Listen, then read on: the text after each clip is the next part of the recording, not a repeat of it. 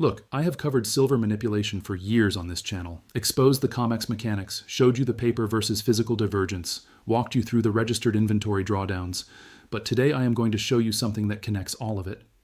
The names behind the machine, the actual criminals, the court documents they hoped you would never read. Most of you will not finish this video. The moment I show you what the Department of Justice actually proved in court, what the CFTC fined them for, and who was running the bank during those exact years, you will feel uncomfortable. That discomfort is the point. This channel is not designed to make you feel good. It is designed to make you see clearly.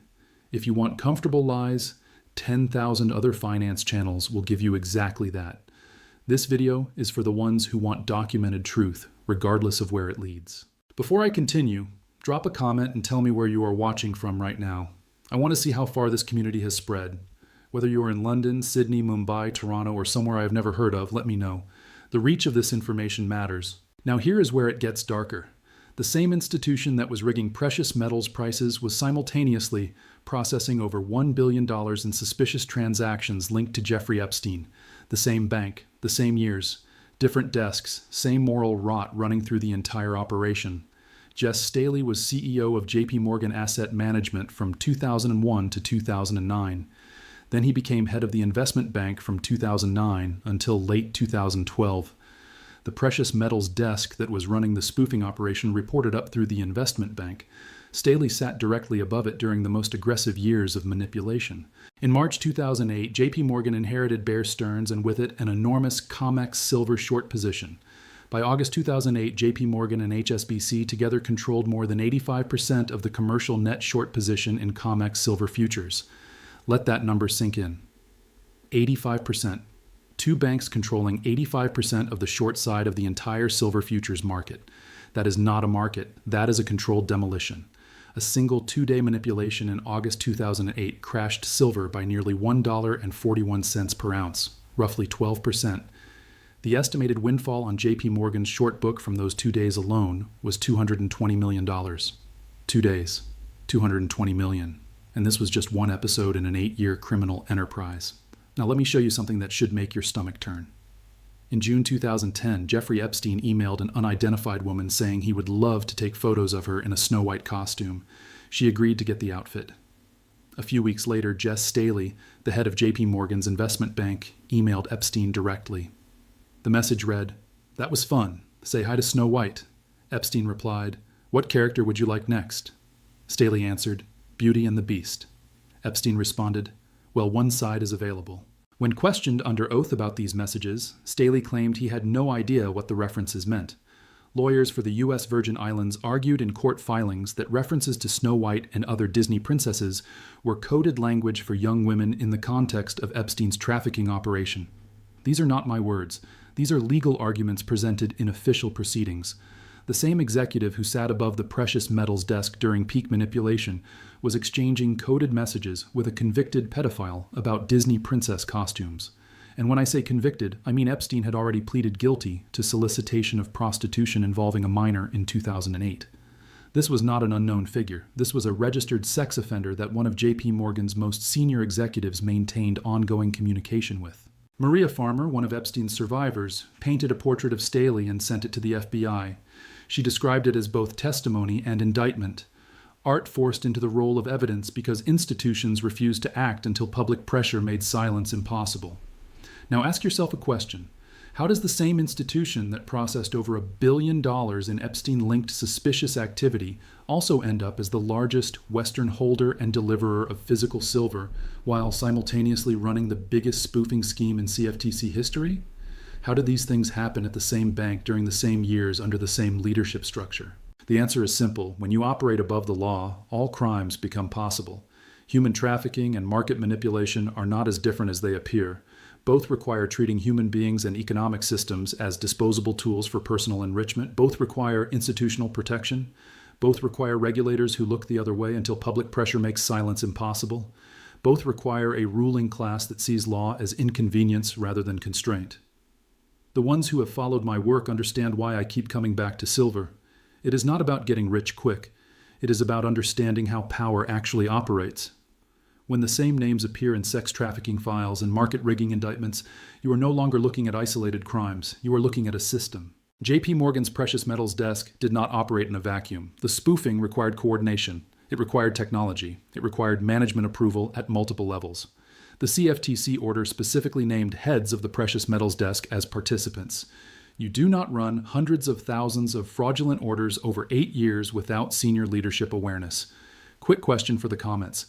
How many of you knew about the Snow White emails before this video? Drop a 1 if you knew, drop a 2 if this is the first time you are hearing about it. I want to see how effectively this story has been buried. Now here is what the data shows about the current silver market. COMEX registered silver has dropped dramatically over the past 3 years. Open interest continues to exceed deliverable supply by multiples. The paper-to-physical ratio remains completely disconnected from reality. The same structural setup that allowed JP Morgan to manipulate prices for 8 years still exists. The players may have changed. The game has not. When JP Morgan paid that $920 million fine, they admitted guilt. They did not contest the charges. Their traders went to prison. Michael Nowak, the head of the precious metals desk, was convicted. This is not speculation.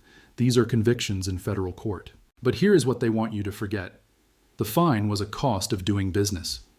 920 million sounds like a lot until you realize how much they made over 8 years of manipulation. Until you calculate the trading profits from controlling 85% of the short side of a major commodity market. Until you understand that the fine was negotiated, reduced, and structured to allow the bank to continue operating without meaningful consequence. No one at the executive level went to prison. Staley left JP Morgan in 2013 and became CEO of Barclays. He was only forced out when regulators concluded Barclays had misled them about the true nature of his relationship with Epstein. Even then, the consequence was resignation, not prosecution. The bearish case matters here. Some will argue Staley was never personally named in the spoofing enforcement actions. That is technically true. The CFTC order names traders and desk heads, not the division CEO. Others will point out that the Epstein relationship, while disturbing, is legally distinct from the market manipulation. Also technically true. The connection I am drawing is institutional and moral, not a direct legal accusation. But here is what the documented facts show. The same man exchanging coded Disney princess messages with a convicted pedophile was running the division that housed the most criminally active precious metals desk in CFTC history during the same years at the same institution. Either he knew and allowed it, or he was so disconnected from his own division that he had no idea what his desk heads were doing. Neither option reflects well. The ones who read primary sources already pulled these documents. The CFTC order is public. The DOJ settlement is public. The Staley email exhibits are public from the Virgin Islands litigation.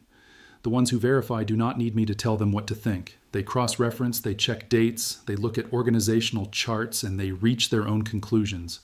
What does this mean for silver going forward? It means the system that suppressed prices for decades is the same system that enabled human trafficking, processed suspicious money, and paid fines as cost of business.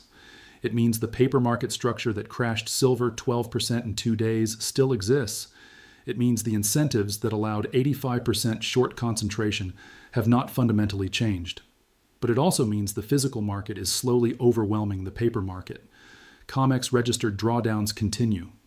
Eastern premiums over Western spot prices remain elevated. Central banks are accumulating. Industrial demand from solar, electronics, and EVs continues growing while mine supply stagnates. The structural deficit that my previous videos documented is not theoretical. It is showing up in inventory data.